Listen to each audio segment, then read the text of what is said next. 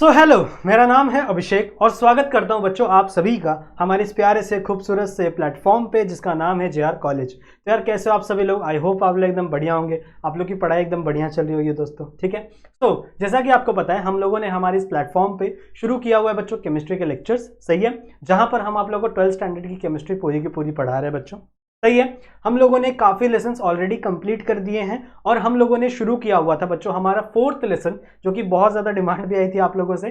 तो हम लोगों ने शुरू किया था हमारा केमिकल थर्मोडायनेमिक्स, सही है। इसके 2 लेक्चर ऑलरेडी अपलोडेड हैं। तो अगर किसी भी बच्चे ने इसके पहले के लेक्चर्स नहीं देखे होंगे तो जरूर से जाकर बच्चों उन लेक्चर्स को लगाना, उन लेक्चर्स को देखना, ताकि आपको चीजें बेटर तरीके से समझ में आए, सही है। पहले 2 लेक्चर के अंदर मैंने जो टर्म्स यूज होने वाले हैं थर्मोडायनेमिक्स में वो समझाया है। तो अगर आपको थर्मोडायनेमिक्स पढ़ना है तो पहले थर्मोडायनेमिक्स की भाषा आनी चाहिए, सही बात है ना। अगर आपको कोई भी चीज सीखनी होती है तो पहले वो चीज किस लैंग्वेज में लिखी हुई है वो तो समझना पड़ेगा आपको। जैसे आप टेक्स्ट बुक रीड कर रहे हो, आपकी टेक्स्ट बुक इंग्लिश में लिखी हुई है तो पहले आपको इंग्लिश पढ़ने आने चाहिए, अल्फाबेट पढ़ने आने चाहिए। उसी तरीके से आपका जो थर्मोडायनेमिक्स भी है इसके अंदर कई छोटे छोटे टर्म्स है, कुछ छोटे छोटी अलग अलग चीजें हैं, सिस्टम क्या होता है, सराउंडिंग क्या होता है, ऐसी बहुत सारी चीजें हैं। तो अगर आप ये टर्म्स को नहीं समझोगे, अगर ये आप टर्म्स के मतलब नहीं जानोगे तो आपके लिए चीजें आगे थोड़ी सी मुश्किल हो सकती हैं। जब आगे मैं बोलूंगा कि सिस्टम के ऊपर रिएक्शन हो रहा है, सिस्टम की वजह से रिएक्शन हो रहा है, सिस्टम, समझ रहे हो, तो आपको चीजें समझेंगे नहीं। सर तो एक ही बात बोल रहे हैं, दोनों तो एक ही चीज है, ऐसा नहीं है, समझ रहे हो। तो सिस्टम क्या है, सराउंडिंग क्या है, या आप लोग थोड़ा सा बैक जाइए लेक्चर नंबर 1 और लेक्चर नंबर 2 में। अगर नहीं देखा है तो जरूर से देखेंगे, ठीक है। और अगर आपने देख रखा है लेक्चर 1 और 2, बहुत अच्छी बात है, आज किस लेक्चर को ध्यान से पूरा देखना। आज बच्चों हम लोग लेक्चर के अंदर क्या स्टार्ट कर रहे हैं, आज हम लोग शुरू करेंगे nature of work and heat. Work का नेचर और हीट का नेचर क्या होता है, ठीक है। कैसे आपका वर्क आपके थर्मोडायनेमिक्स से रिलेट करता है और आपका हीट आपके थर्मोडायनेमिक्स से रिलेट करता है, that we are going to study in this lecture, सही बात है, ठीक है। तो ये लेक्चर नंबर 2 है, मैंने आपको जैसा बताया। एक और बात आप लोगों को बता दूं कि अगर बच्चों आप लोगों ने अभी तक हमारे ऐप को डाउनलोड नहीं किया है तो इस ऐप को भी जरूर से डाउनलोड कर लेना। और साथ ही साथ अगर आपको कोई डाउट होता है केमिस्ट्री में, बायोलॉजी में, तो आप लोग बच्चों मेरे इंस्टाग्राम पे आ सकते हो, ये मेरे इंस्टाग्राम का आईडी है, ठीक है। आप अपने डाउट्स मेरे तक पहुंचा सकते हो, कोई भी डाउट अपने मन में ना रखें, अपने डाउट्स मेरे तक पहुंचा देना, सही बात है, ठीक है। तो बच्चों आज के इस लेक्चर को चालू करते हैं। एक और बात आपको बता दूं, ठीक है, सुन लो, बात बता रहा हूं कि बायोलॉजी पढ़नी है, फिजिक्स पढ़नी है, मैथ्स पढ़ना है, सब कुछ ऑलरेडी कंप्लीटेड है, सारा का सारा सिलेबस ऑलरेडी कंप्लीटेड है। इसी चैनल के प्लेलिस्ट सेक्शन में जाएंगे, आपको बायोलॉजी पूरी मिल जाएगी, आपको फिजिक्स पूरा मिल जाएगा, मैथ्स पूरा मिल जाएगा, सही है। तो उन लेक्चर्स को भी देखिए, साथ साथ आप लोग के लिए केमिस्ट्री के लेक्चर्स रेगुलरली आप लोग को मिल रहे होंगे, तो इन लेक्चर्स को भी ध्यान से देखिए और पढ़िए, चलेगा, ठीक है। सो बच्चों स्टार्ट करते हैं आज का ये लेक्चर, चलो आ जाओ स्टार्ट करते हैं। सबसे पहला टॉपिक, तो सबसे पहला टॉपिक है बच्चों नेचर ऑफ द वर्क, ठीक है। वर्क का नेचर क्या होता है उसे हम लोग समझेंगे, एक छोटा सा फॉर्मूला है उसे हम लोग डिराइव करेंगे, आखिरकार वर्क होता क्या है वो हम लोग समझेंगे, ठीक है। समझ में आई बात? अब देखो वर्क का मतलब क्या होता है। जैसे आप बोलोगे सर हम लोग काम करते हैं, जो हम लोग आसपास हमारे काम करते हैं, हमारे घर पे मम्मी काम करती है, पापा काम करते हैं, that is nothing but our work, ठीक है। तो वो भैया वर्क का डेफिनेशन हमारे सोशल लाइफ के लिए वो डेफिनेशन अलग है। बात करें अगर थर्मोडायनेमिक्स की ना, थर्मोडायनेमिक्स की, तो थर्मोडायनेमिक्स में वर्क का मतलब होता है any distance travel with the force.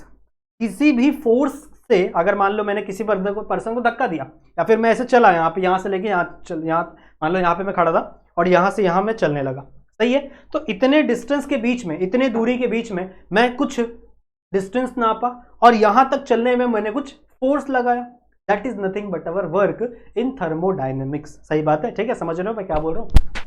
कहने का मतलब यह है, कहने का तात्पर्य यह है कि थर्मोडायनेमिक्स में आपका वर्क यह होता है कि कितने फोर्स से आप कितना डिस्टेंस ट्रैवल कर रहे हैं, कितने फोर्स से आप कितना डिस्टेंस ट्रैवल कर रहे हैं, that is nothing but our work. अगर मान लो मैं यहां से चलकर वापस घूम के यहीं पे आ जाऊं, जैसे मान लो हमारे जो अर्थ है, ठीक है, अब अर्थ हमारे सन का चक्कर लगा रहा है ना, तो अर्थ हमारा किसी एक ऑर्बिट में घूम रहा है, सन के आजू बाजू एक ऑर्बिट में घूम रहा है, सही बात है, ठीक है। सो अर्थ 1 साल बाद घूमकर सेम उसी पोजीशन पर आ जाएगा जिस पोजीशन पर वो अभी है, सही बात है, जिस पोजीशन पर वो अभी है उसी पोजीशन पे वो वापस आ जाएगा 1 साल बाद। According to science this is not work, according to science ये वर्क नहीं है। अगर आप डिस्टेंस ट्रैवल करके वापस उसी प्लेस पर आ जा रहे हो जहां से आपने अपना वर्क शुरू किया था, तो वो साइंस के हिसाब से वर्क नहीं होता। सही बात है, ठीक है। सो अगर आप एक प्लेस से दूसरे प्लेस जा रहे हो तो वो डिस्टेंस, और उस डिस्टेंस को ट्रैवल करने में कितना फोर्स आपने लगाया है, that is nothing but our work. सही है। तो इस चीज से बच्चों यहां पे एक फॉर्मूला हम डिराइव कर सकते हैं, that is W is equal to F into D. ठीक है, W is equal to F into D. इसका मतलब क्या है? इसका मतलब ये है, यहां पर ये जो W है, this W refers to work, work done आप लिख सकते हो, कितना वर्क हुआ है, वर्क डन। ठीक है। योर F, ये F क्या रिप्रेजेंट कर रहा है बच्चों? फोर्स रिप्रेजेंट कर रहा है। ठीक है, फोर्स रिप्रेजेंट कर रहा है, कितने फोर्स से आप वहां पर जा रहे थे। And the last thing is D। ठीक है, D क्या होता है बच्चों? आपका डिस्टेंस। अब आपके बुक में बताया गया है कि अब भैया इसको कैसे डेरिवेट कर सकते हैं, कैसे आप प्रूव कर सकते हैं कि ये जो फॉर्मूला है ये सही फॉर्मूला है। देखो, हम लोग यहां पर जो वर्क पढ़ेंगे हमेशा थर्मोडायनेमिक्स में, हमेशा सुनना ध्यान से, हमेशा थर्मोडायनेमिक्स में आप जो भी वर्क पढ़ते हो ना, वो हमेशा प्रेशर, टेम्परेचर, वर्क रहता है।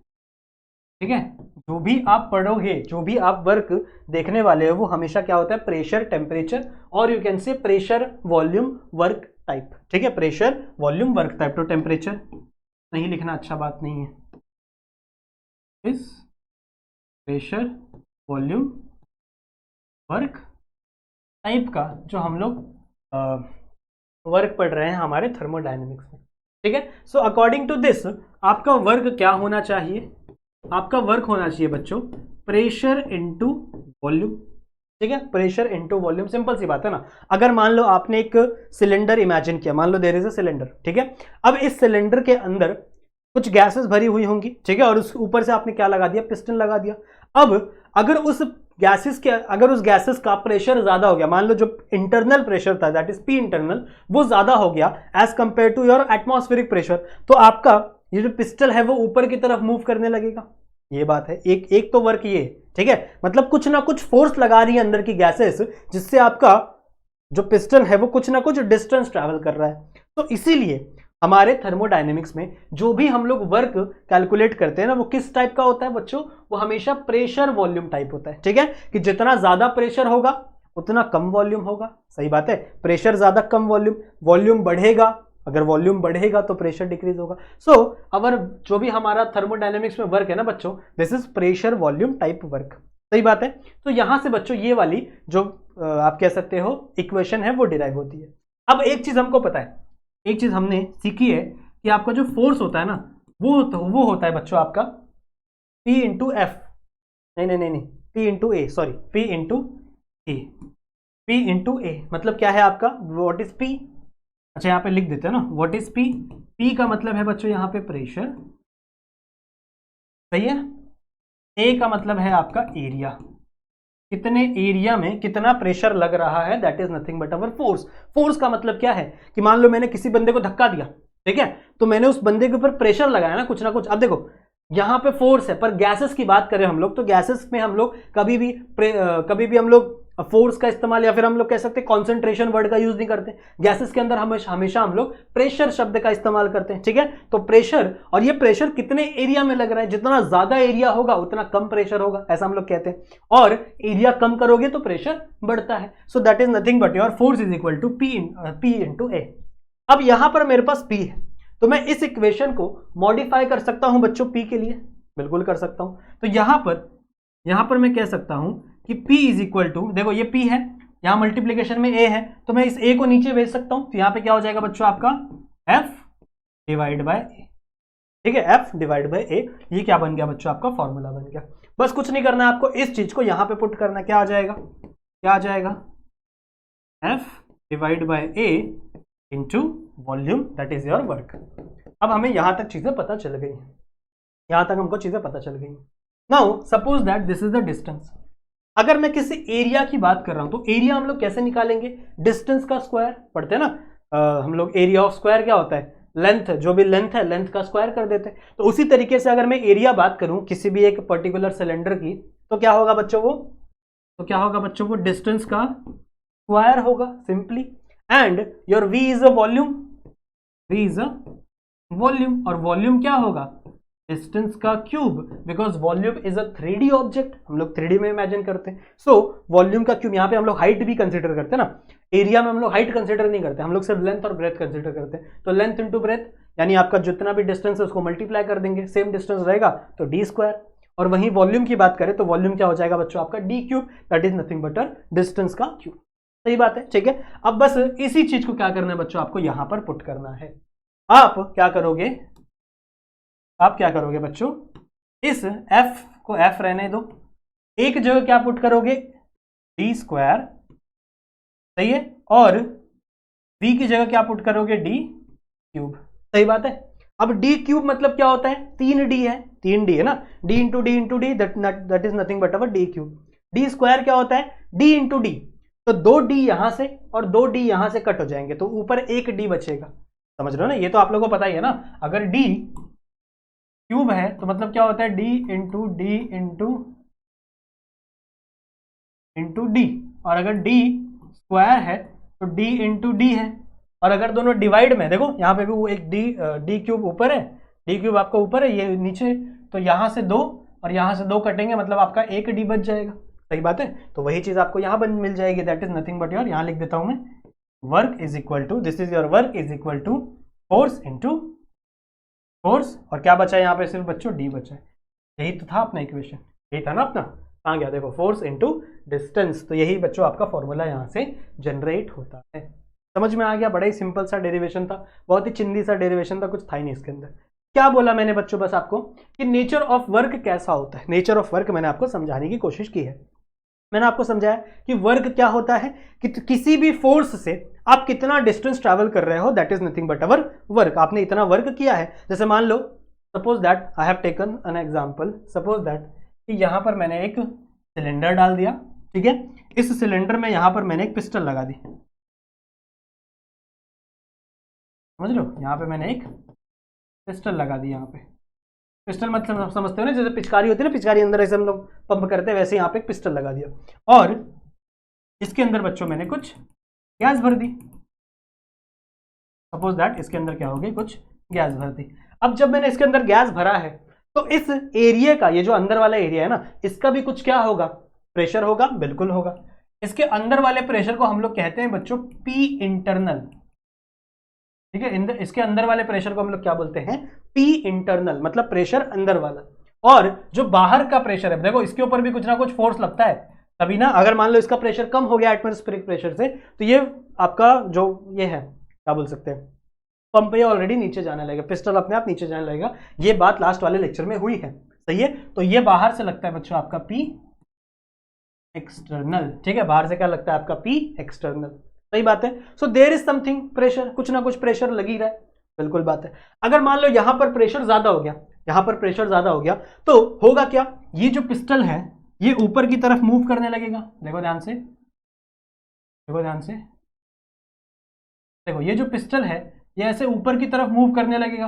अगर ये ऊपर की तरफ मूव कर रहा है बच्चों, तो मतलब इसने कुछ ना कुछ डिस्टेंस ट्रेवल किया, बिल्कुल किया। पहले ये यहां था, सपोज दैट पहले ये यहां था, और अब इसने इतना डिस्टेंस क्या किया बच्चों, ट्रेवल किया। और ये डिस्टेंस जब वो ट्रैवल कर रहा था तो इसके ऊपर कोई फोर्स लग रही थी, दैट इज सही बात है, फोर्स तो लगी रही थी, तभी तो ये ट्रैवल कर रहा था, यानी आपका प्रेशर लग रहा था तभी तो ये ट्रैवल कर रहा था। तो यहीं से बच्चों आपका फॉर्मूला बना है work is equal to force into distance, तो इसी चीज को हम लोग कहते हैं वर्क। अब अगर आपका पिस्टल ऊपर की तरफ मूव कर रहा है या फिर नीचे की तरफ मूव कर रहा है, तो मैं कह सकता हूं कि आपके सिस्टम में, this is the nothing but our system जिसके ऊपर हम लोग एक्सपेरिमेंट कर रहे हैं, तो आपके सिस्टम में वर्क हुआ है, आपके सिस्टम में वर्क हुआ है। समझ में आई बात, ठीक है। अब दो तरीके की चीजें हो सकती है, work done on the system and work done by the system. का मतलब क्या है, देखो ध्यान से समझ में आएगा। दो चीजें बच्चों, एक है work done on the system, या आगे भी मैं तुम लोगों को बताऊंगा, जब तुम लोगों को साइन कन्वेंशन पढ़ाऊंगा तो वहां पे भी तुम लोगों को ये चीज बताने वाला हूं मैं। अभी भी एक बार सुन लो, समझ में आ जाएगा, क्योंकि यहाँ पे मैंने डायग्राम बनाया ना, तो तुम लोगों को ज्यादा अच्छा समझेगा। एंड एक चीज है बच्चों, work done by the system. सिर्फ ये एक वर्ड चेंज करने से, ऑन एंड बाय, पूरा का पूरा कंसेप्ट उल्टा हो जाता है। अब सुनो ध्यान से, अगर अंदर का प्रेशर ज्यादा हो गया, मान लो P internal is higher greater than P external. Suppose that एक कंडीशन है, पहली कंडीशन, दैट इज जहां पे आपका P इंटरनल ज्यादा हो गया, इंटरनल प्रेशर ज्यादा हो गया और बाहर का प्रेशर कम हो गया। सो उस कंडीशन में क्या होगा, आपका जो पिस्टल है वो ऊपर की तरफ मूव करेगा, आपका जो पिस्टल है वो ऊपर की तरफ मूव करेगा इन दिस कंडीशन। सही बात है, ठीक है। मतलब ये जो आपका सिस्टम है उसने वर्क किया है, जो आपका सिस्टम है उसने वर्क किया है ना, इसने वर्क किया ना, आपके सिस्टम ने वर्क किया, जिसकी वजह से आपका पिस्टल कहां गया है, ऊपर की तरफ गया है। क्या आपके सराउंडिंग ने वर्क किया है क्या? ये जो बाजू वाली जितनी भी चीज है that is nothing but our surrounding, ये मैंने आप लोगों को लेक्चर नंबर 1 में सिखाया है। सही है, तो ये सब कुछ सराउंडिंग है। तो क्या सराउंडिंग ने वर्क किया है? बिल्कुल भी नहीं। आपका वर्क किसने किया है? सिस्टम ने किया है, सिस्टम ने किया है। तो इस कंडीशन को हम लोग कहते हैं बच्चों work done by the system. मतलब वर्क किसने किया है? वर्क सिस्टम के द्वारा किया गया है। ऐसा आप हिंदी में लिख सकते हो कि वर्क सिस्टम के द्वारा किया गया है, work done by the system. ये आपका एक कंडीशन हो गया। Suppose that condition number 2, case number 2, अगर आपका P इंटरनल छोटा हो जाए as compare to P external. Suppose that ये एक कंडीशन है कि आपका जो P इंटरनल है ये कम हो जाए as compare to P external. तब क्या होगा? उस कंडीशन में बच्चों ध्यान से सुनेंगे, इस कंडीशन में आपका बाहर का प्रेशर ज्यादा हो गया, मतलब ये प्रेशर ज्यादा हो गया, तो पेन चेंज करने दो, ये प्रेशर ज्यादा हो गया और ये प्रेशर कम हो गया। सही बात है, ठीक है। सो इस कंडीशन में क्या होगा कि आपका फोर्स ऊपर से नीचे जाएगा, मतलब ये जो पिस्टल है वो नीचे की तरफ मूव होने लगेगी, जो पिस्टल है वो नीचे की तरफ मूव होने लगेगी। अब देखो, अब ये जो वर्क है ये किसने किया है? ये वर्क किया है P एक्सटर्नल ने, आप कह सकते हो, मतलब बाहर से फोर्स लग रही है ना, मतलब सराउंडिंग आपका फोर्स लगा रहा है और सिस्टम के ऊपर ये वर्क हो रहा है। समझ रहे हो मैं क्या कहना चाहता हूं? थोड़ा सा ऐसा लग रहा होगा कंफ्यूजिंग है, पर एक बार समझो, ध्यान से समझ में आ जाएगा। पहला वाला केस समझ में आ गया कि work done by the system, system ने वर्क किया, इसकी वजह से ऊपर गया। दूसरा केस क्या है बच्चों कि अब वर्क कौन कर रहा है? अब वर्क कर रहा है बच्चों सराउंडिंग। सराउंडिंग यहां से फोर्स लगा रहा है, जिसकी वजह से ये जो पिस्टल है ये ऊपर से नीचे की तरफ मूव होने लगा। ठीक है, ऊपर से नीचे की तरफ मूव होने लगा। तो ये जो वर्क हो रहा है ना बच्चों, ये जो वर्क हो रहा है ये किसके ऊपर हो रहा है? सिस्टम के ऊपर हो रहा है। पर ये कर कौन रहा है? ये वर्क कर रहा है बच्चों सराउंडिंग। समझ रहे हो? सो इसे हम लोग कहेंगे work done on the system, मतलब आप सिस्टम के ऊपर वर्क कर रहे हो। और दूसरा केस क्या है? सिस्टम खुद वर्क कर रहा है। तो work done by the system and work done on the system. ये बात थोड़ा थोड़ा आई होप आप लोग को समझ में आई होगी। इसके बाद भी मैं आप लोगों को समझाऊंगा, टेंशन मत लो, टेंशन मत लो। ये चीजें मैं आप लोगों को आगे भी बताने वाला हूं, पर अभी आई होप चीजें बच्चों इतनी आपको समझ में आई होंगी। ठीक है, क्लियर है? क्लियर है? स्क्रीनशॉट ले इसका।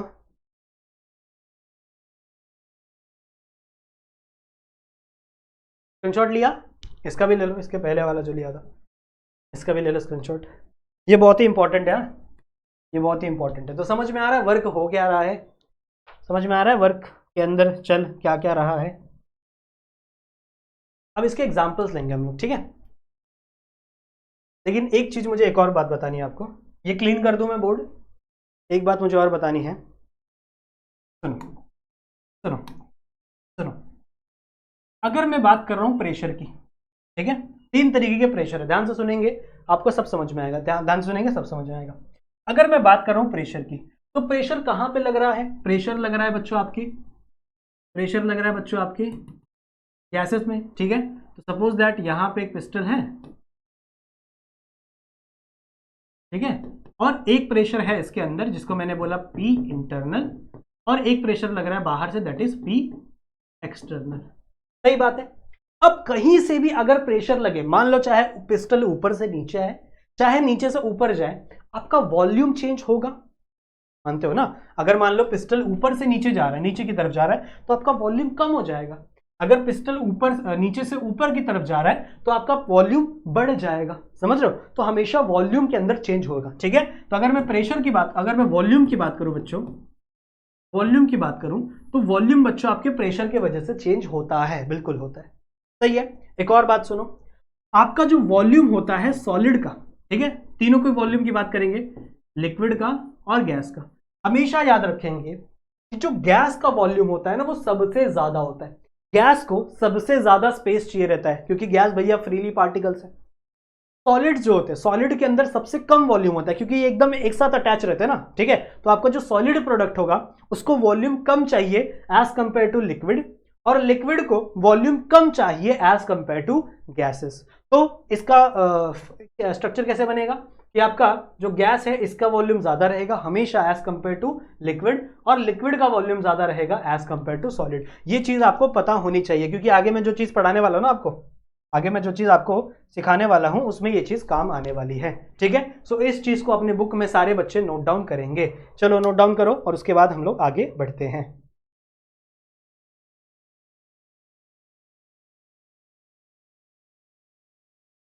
चलो हो गया, आगे बढ़े।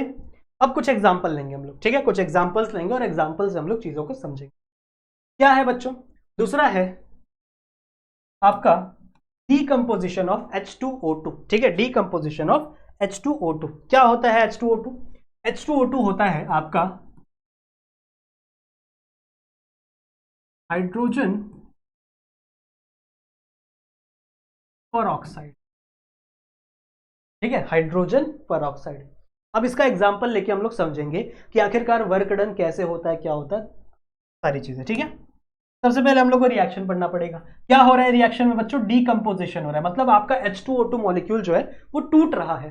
वो क्या हो रहा है? टूट रहा है। कैसे टूटेगा? देखो, this is the H2O2 that is nothing but our hydrogen peroxide. जब ये डिकम्पोज होगा तो ये दो चीजों में कन्वर्ट होता है बच्चों, एक होता है H2O और एक होता है O2, ठीक है, एक होता है H2O और एक होता है O2। रिएक्शन बैलेंस नहीं करना है अपने को, आपको सिर्फ कंसेप्ट को समझना है, क्या मैं समझाना चाह रहा हूं। अब देखो ध्यान से सुनो, आपका ये जो हाइड्रोजन पेरोक्साइड है ये हमेशा रहता है लिक्विड फॉर्म में, ठीक है। आपका ये जो वाटर है, this is nothing but your water, ये भी बनेगा किस फॉर्म में बच्चों? लिक्विड फॉर्म में बनेगा। और आपका जो ऑक्सीजन है ये किस फॉर्म में रहेगा? ये रहेगा बच्चों गैस के फॉर्म में हमेशा। बात समझ में आई? ठीक है।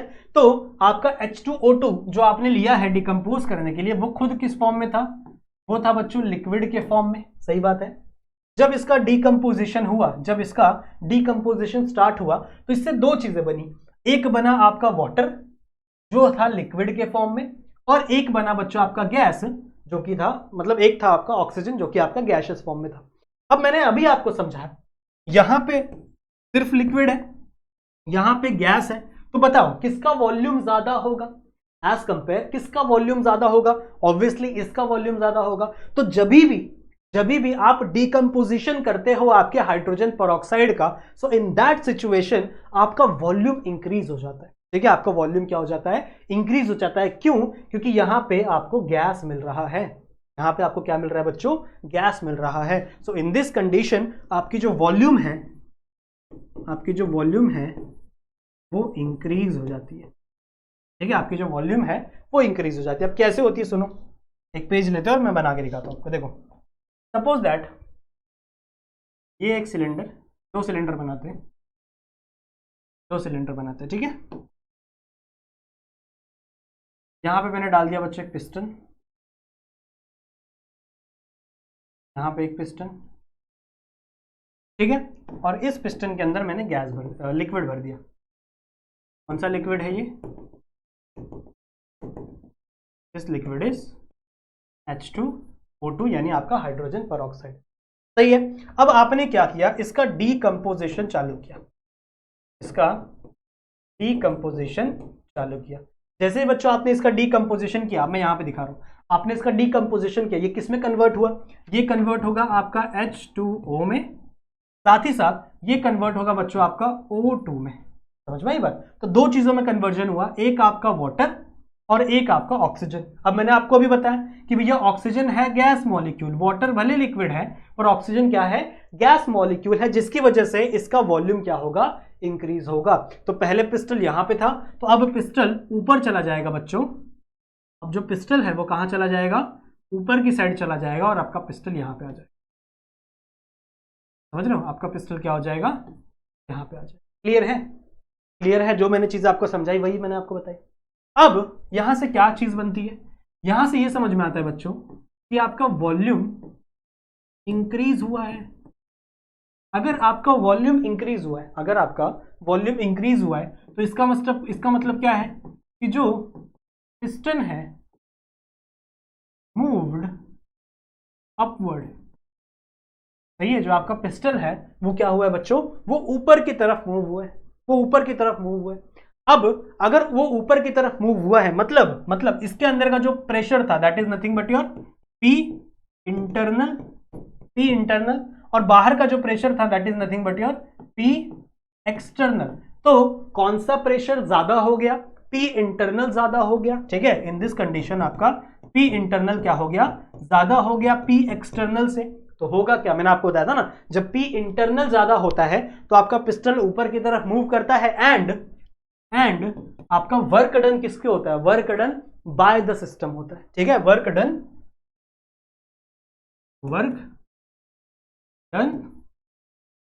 Bye the system on the surrounding. ये पूरा लिखना है आपको, ऑन द सराउंडिंग। इसका मतलब क्या है कि जो वर्क है बच्चों ये किसने किया है, ये वर्क किया है आपके सिस्टम ने। जो आपका सिस्टम था जिसके ऊपर आप ऑब्जर्वेशन कर रहे थे, इसने वर्क किया है, जिसकी वजह से आपका प्रेशर अंदर का ज्यादा हुआ और आपका पिस्टल ऊपर की तरफ मूव कर पाया। सही बात है, तो आपका जो वर्क डन है इज बाय द सिस्टम, मतलब सिस्टम के द्वारा आपका वर्क डन किया गया है। और किसके ऊपर ये वर्क डन हुआ, ये वर्क डन हुआ बच्चों सराउंडिंग के ऊपर, क्योंकि हम लोग सराउंडिंग को पुश कर रहे हैं ना, सराउंडिंग के अपोजिट जा रहे हैं। सही बात है, तो work done by the system on the surrounding. अब सिंपल सी बात है, देखो अगर कोई वर्क करता है, जैसे मान लो आप वर्क कर रहे हो, आप स्कूल जाते हो, ठीक है, क्लासेस जाते हो, तो भैया आप काम कर रहे हो ना, वर्क कर रहे हो ना, तो क्या आपकी एनर्जी वर्क करने के बाद बढ़ जाती है या वर्क करने के बाद कम हो जाती है? सिंपल सा क्वेश्चन है।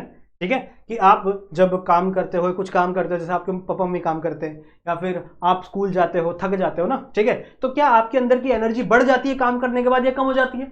कम हो जाती है, बिल्कुल से भाई, सही है। तो वैसे ही अगर सिस्टम ने वर्क डन किया है, अगर सिस्टम ने काम किया है, तो एनर्जी डिक्रीज होती है बच्चों। इस कंडीशन में जो एनर्जी है ये क्या हो जाएगी बच्चों, डिक्रीज हो जाएगी। ठीक है, द एनर्जी डिक्रीजेस, आपकी जो एनर्जी है बच्चों वो क्या हो जाती है, डिक्रीज हो जाती है। समझ में आई बात? ठीक है, सो यही चीज आपको पढ़ना है, यानी आपका एक्सपांशन हुआ है। बस आई होप आपको ये चीज समझ में आ गई होगी। तो इन दिस कंडीशन जहां पे आपने क्या किया है, आपने अपने हाइड्रोजन पर ऑक्साइड को क्या किया, डिकम्पोज किया, और डिकम्पोजिशन करने के बाद आपको क्या मिला, वाटर जो कि लिक्विड फॉर्म में था, और आपको क्या मिला, वो ऑक्सीजन जो कि किस फॉर्म में था, गैसियस फॉर्म में। अब मैंने आपको अभी बताया कि volume of liquid is less than the volume of gas as compare to gas. लिक्विड का वॉल्यूम कम होता है तो इसका वॉल्यूम हमेशा क्या होगा बच्चों, ज्यादा होगा। अब अगर इसका वॉल्यूम ज्यादा हुआ तो ये एरिया बढ़ेगा, वॉल्यूम बढ़ेगा तो आपका पिस्टल ऊपर की तरफ मूव करेगा। तो वॉल्यूम अगर बढ़ेगा तो आपका पिस्टल किस तरफ मूव करेगा बच्चों, ऊपर की तरफ मूव करेगा। तो मतलब वर्क किसने किया, आपके सिस्टम ने किया। So work done by the system on the, बात समझ में आ गई? ठीक है, सो आपकी एनर्जी क्या हो गई इस कंडीशन में, डिक्रीज। ठीक है, आपकी एनर्जी क्या हो गई इस कंडीशन में, डिक्रीज हो गई। इसका स्क्रीनशॉट ले ले और फिर हम लोग आगे बढ़ते हैं। लेना है क्या स्क्रीनशॉट? ले लिया, चलो एक और एग्जांपल दिया हुआ है। नेक्स्ट एग्जांपल क्या है, रिएक्शन बिटवीन आपके अमोनिया एंड HCl। अमोनिया और HCl में जब रिएक्शन होगा तो क्या होगा, सुनो, ये भी बड़ा मस्त एग्जांपल है। क्या होगा, आपने लिया ammonia is in the liquid form, liquid में ही है ना भाई, कहीं गलत ना हो जाऊं, अच्छा गैस में, सॉरी अमोनिया जो गैस है ये है गैसियस फॉर्म में। साथ ही में आपने क्या लिया, आपने लिया HCl, यानी आपका हाइड्रोक्लोरिक एसिड, ये भी आपका गैसियस फॉर्म में है। जब इन दोनों का रिएक्शन हुआ, ठीक है, जब इन दोनों का क्या हुआ, रिएक्शन हुआ, तो क्या होगा बच्चों, देखो ये NH3 है, यहाँ पे एक H है तो आपका बन जाएगा NH4, ये एक्स्ट्रा H कहाँ से है, यहाँ से है, बचा क्या Cl, तो Cl को भी लगा दो, NH4Cl, कुछ ऐसा कंपाउंड बनता है। और ये होता है बच्चों सॉलिड में। ये हमेशा कैसा बनता है? सॉलिड में बनता है। समझ में आई बात? ठीक है, तो मतलब आपके दो गैस रिएक्शन कर रहे हैं और वो क्या फॉर्म कर रहे हैं? सॉलिड बना रहे हैं। ठीक है, सॉलिड का फॉर्मेशन कर रहे हैं। सो इस टाइम पे क्या होगा? This is gas and this is solid. तो किसका वॉल्यूम ज्यादा होगा? ऑब्वियसली गैस का वॉल्यूम ज्यादा होगा। ऑलवेज गैस का वॉल्यूम क्या होगा? ज्यादा होगा बच्चों। ठीक है, सो कैसी रिएक्शन होगी? Suppose that this is your container. एक और कंटेनर बना लेते हैं भाई, और इसके अंदर मैंने लगा दिया यहां पर एक पिस्टन। ठीक है, यहां पे मैंने लगा दिया एक पिस्टन। इसके अंदर क्या प्रेजेंट था? इसके अंदर थी अमोनिया गैस और इसके अंदर थी आपकी HCl गैस। ठीक है, जब इन दोनों का रिएक्शन हुआ, तो इन दोनों के रिएक्शन होने के बाद यहां पे आगे प्रोसीड कर रहा हूं। जब इन दोनों का रिएक्शन हुआ तो रिएक्शन होने के बाद क्या बना? रिएक्शन होने के बाद बना बच्चों NH4Cl। और NH4Cl किस में है बच्चों? सॉलिड के फॉर्म में है। तो मतलब ये सॉलिड है, ये गैस है, तो वॉल्यूम क्या होगा? डिक्रीज होगा। तो यहां पे पिस्टल था, तो इसका पिस्टल क्या हो जाएगा बच्चों? नीचे आ जाएगा। समझ रहे हो? इसका पिस्टल क्या हो जाएगा? नीचे आ जाएगा, और इसका वॉल्यूम क्या हो जाएगा बच्चों? डिक्रीज हो जाएगा। ठीक है, इसकी वॉल्यूम क्या हो जाएगी? डिक्रीज। बात समझ में आई? बात समझ में आई? तो हम क्या लिखेंगे यहाँ पे? हम लिखेंगे वॉल्यूम डिक्रीजेस। ठीक है, आपकी वॉल्यूम क्या हो चुकी है बच्चों? डिक्रीज हो चुकी है। अब अगर वॉल्यूम डिक्रीज हुई तो क्या हो रहा है? बाहर क्या था? P एक्सटर्नल, अंदर क्या है? P internal. सही बात है, बाहर है P एक्सटर्नल, अंदर है P इंटरनल। अब अंदर का वॉल्यूम कम हुआ, अंदर सॉलिड फॉर्म हुआ ना, इसका मतलब क्या है कि यहां पर P एक्सटर्नल ज्यादा हो गया, तो मतलब बाहर से प्रेशर अंदर की तरफ लगने लगा। बाहर से प्रेशर अंदर की तरफ लगने लगा, तभी तो आपका पिस्टल नीचे आ गया। तभी तो आपका पिस्टल नीचे आ गया। तो मतलब अब आपका वर्क डन किसने किया है? अब आपका वर्क किया है बच्चों सराउंडिंग ने, क्योंकि सराउंडिंग ने इसके ऊपर फोर्स डाला, जिसकी वजह से यहां पर इतना डिस्टेंस यहां पे कुछ ट्रैवल हुआ होगा। तो डिस्टेंस ट्रैवल हुआ। अब की बार फोर्स किसने लगाया बच्चों? सराउंडिंग ने लगाया, और इसके ऊपर रिएक्शन हो रहा है। अब की बार वर्क सिस्टम ने नहीं किया है, पर सिस्टम के ऊपर वर्क हो रहा है। सिस्टम के ऊपर वर्क हो रहा है ना, सिस्टम को दबाया जा रहा है। तो अब आप कैसे लिखोगे? Volume decreases. अगला पॉइंट क्या होता है आपका? पिस्टन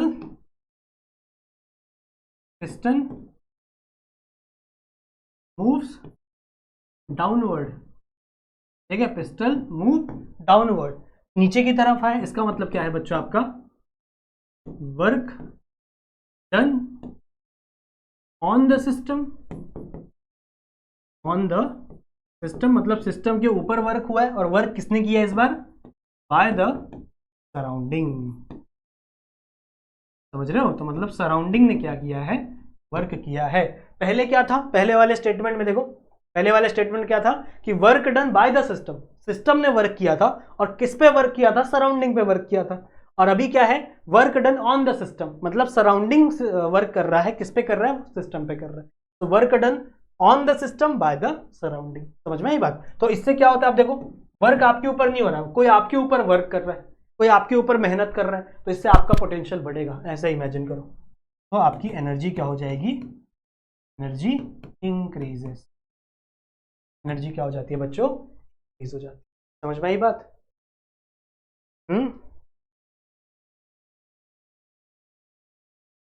स्क्रीनशॉट लें।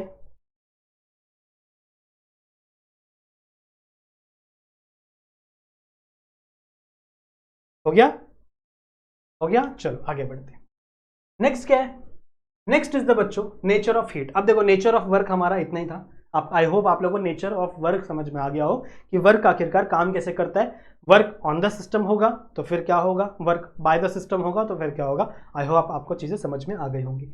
नाउ नेचर ऑफ हीट, यानी हमारा क्यू। नेचर ऑफ हीट क्या होता है? देखो, अगर मैं नेचर ऑफ हीट की बात करूं,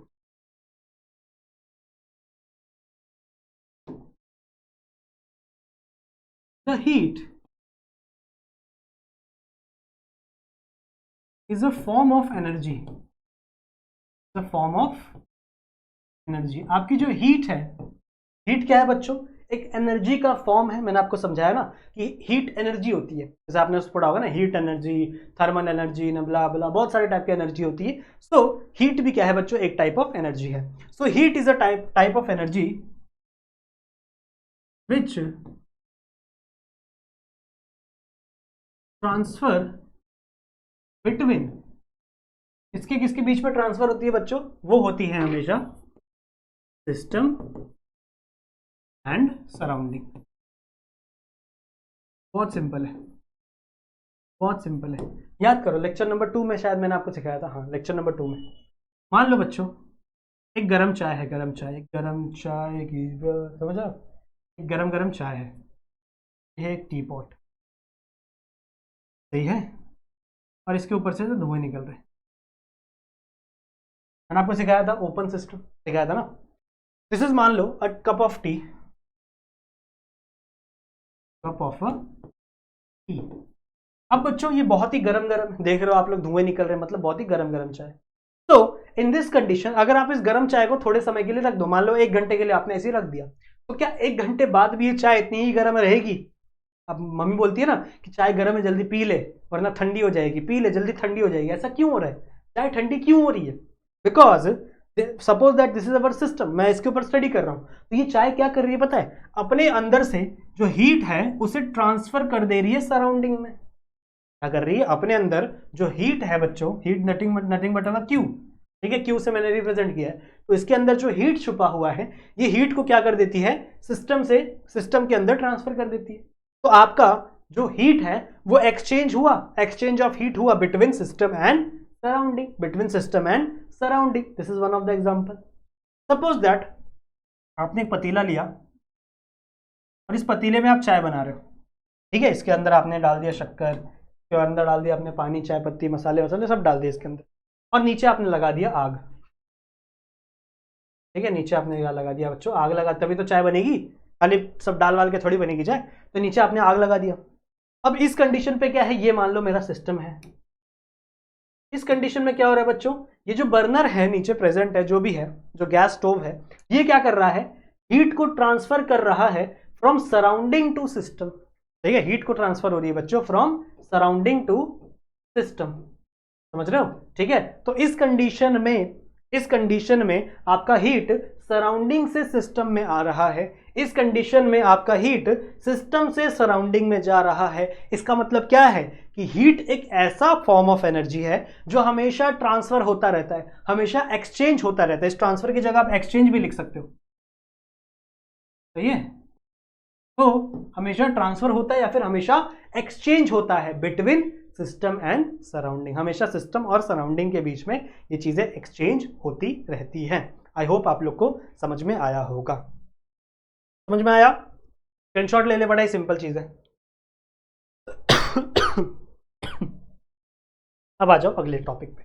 अगला टॉपिक है बच्चों हमारा, आ गया, अगला टॉपिक है हमारा साइन कन्वेंशन। अब देखो ये बहुत ही इंपॉर्टेंट है, साइन कन्वेंशन आपको आना ही चाहिए, आना ही चाहिए, आना ही चाहिए, वरना आप आगे चल के न्यूमेरिकल सॉल्व नहीं कर पाओगे।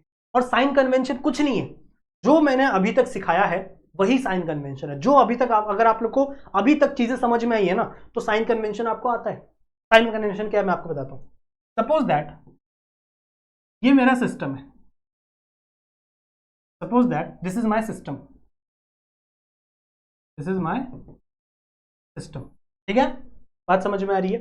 अब अगर ध्यान से सुनेंगे, अब अगर पहले बात करेंगे हम लोग वर्क की, work done by the system, ये बात अभी हुई है, work done by the system on the surrounding, ये पूरा लाइन है पर मैं सिर्फ इतना लिख रहा हूं कि work done by the system. अगर सिस्टम वर्क करेगा, ठीक है, ये वर्ड आपको दिमाग में आना चाहिए कि बाय द सिस्टम मतलब क्या होता है और ऑन द सिस्टम मतलब क्या होता है। Work done by the system मतलब क्या है कि सिस्टम आपका वर्क डन कर रहा है, आपका काम कौन कर रहा है, सिस्टम कर रहा है। अगर बच्चों सिस्टम काम करेगा तो काम करने के बाद एनर्जी क्या होती है, कम हो जाती है। मैंने भी आपको बताया था कि आप दिन भर स्कूल जाते हो, कॉलेज जाते हो, होमवर्क कंप्लीट करते हो, असाइनमेंट लिखते हो, बहुत ज्यादा दुखी हो ना जिंदगी से, ठीक है, हाँ, तो आप बहुत ज़्यादा काम कर रहे हो, जिसके बाद रात को आप थक जाते रहोगे, ठीक है, मम्मी को बोलते रहोगे मम्मी आज सर दुख रहा है, कुछ गर्म वरम पानी पिला दो या फिर चाय पिला दो, ठीक है। तो इसका मतलब क्या है कि आपकी बॉडी के अंदर एनर्जी कम हो जाती है। इसी तरीके से अगर अभी हम लोग बात सिर्फ सिस्टम की कर रहे हैं, सराउंडिंग को भूल जाओ, सराउंडिंग की हम लोग बात ही नहीं कर रहे, सराउंडिंग की हम लोग परवाह ही नहीं करते, बिकॉज हम सिर्फ परवाह करते हैं हमारे सिस्टम की, हम सिर्फ परवाह करते हैं हमारे घर की। हम नेचर की परवाह करते हैं क्या? नहीं। लोग घर पे एसी लगाते हैं ना घर पे एसी, ताकि खुद ठंडी हवा लगे। भले वो एसी बाहर नेचर में गरम गरम हवा फेंक रहा है, उससे कोई फर्क नहीं पड़ता, पर हम अपने घर को ठंडा करने के लिए हम एसी लगाते हैं। तो इंसान मतलबी है पहली बात तो, जो कि रॉन्ग है। तो हम लोग सिर्फ सिस्टम की बात कर रहे हैं, सराउंडिंग की बात नहीं कर रहे हैं।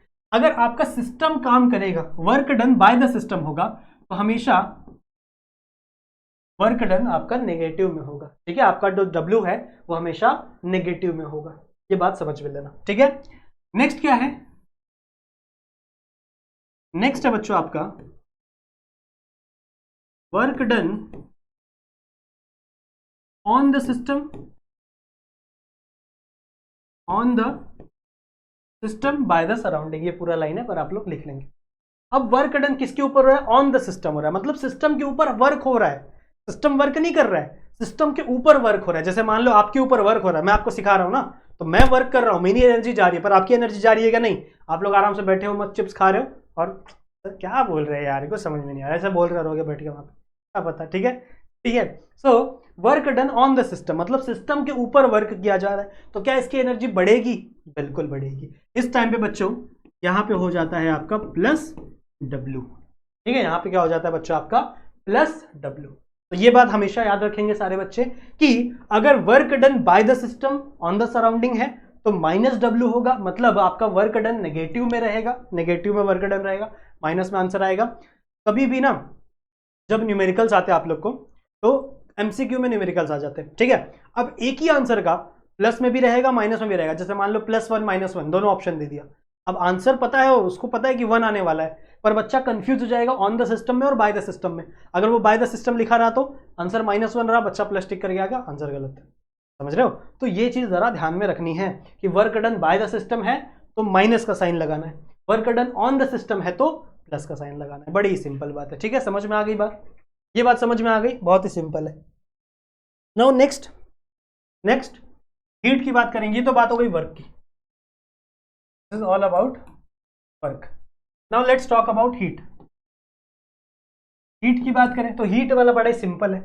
अगर हीट एब्जॉर्ब होती है, हीट एब्जॉर्ब, जैसे मैंने अभी आपको एग्जांपल दिया ना कि आप चाय बना रहे हो तो आप नीचे से हीट दे रहे हो, नीचे से और एनर्जी दे रहे हो, तो आपका सिस्टम क्या कर रहा है? हीट को एब्जॉर्ब कर रहा है।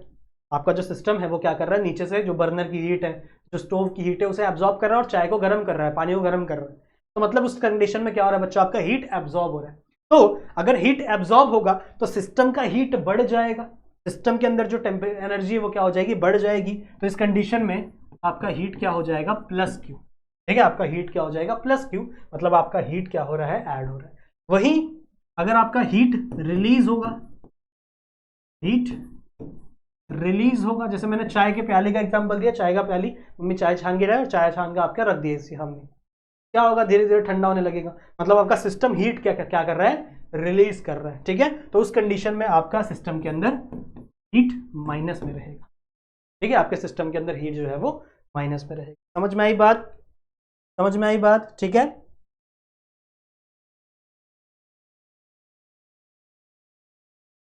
समझ में आई बात? ठीक है। सो बच्चों ये हमेशा ध्यान में रखेंगे, ये हमेशा ध्यान में रखेंगे कि अगर सिस्टम वर्क खुद कर रहा है तो हीट वर्क डन कम हो जाएगा, माइनस वर्क हो जाएगा, और वर्क डन उसके ऊपर कोई और कर रहा है, सराउंडिंग से वर्क किया जा रहा है, तो +W रहेगा। वहीं अगर आपकी हीट एब्जॉर्ब होगी तो +Q, हीट रिलीज होगी तो -Q। उसका स्क्रीनशॉट ले लेंगे और इसको सेव करके अपनी बुक में अच्छे से डायग्राम बनाएंगे इसका, क्योंकि ये बहुत इंपॉर्टेंट चीज है आपके लिए, ठीक है। चलेगा? सही है बच्चों। सो आई होप इस लेक्चर में आपको हीट के बारे में, इस लेक्चर में आपके वर्क डन के बारे में चीजें समझ में आई होंगी, चीजें आपको ठीक लगी होंगी, मतलब समझ में आ गई होंगी सारी, ठीक है। चलेगा? सो मैं बच्चों इस लेक्चर को यहीं पे एंड करूंगा। आई होप आप लोगों को लेक्चर में मजा आया होगा। वीडियो को लाइक कर देना, चैनल पर नए हो चैनल को सब्सक्राइब जरूर से कर देना, ठीक है। मैं मिलता हूँ बच्चों आप लोगों से एक दूसरी वीडियो में, तब तक के लिए अपना ख्याल रखना एंड कीप स्टडिंग, ठीक है। Bye bye.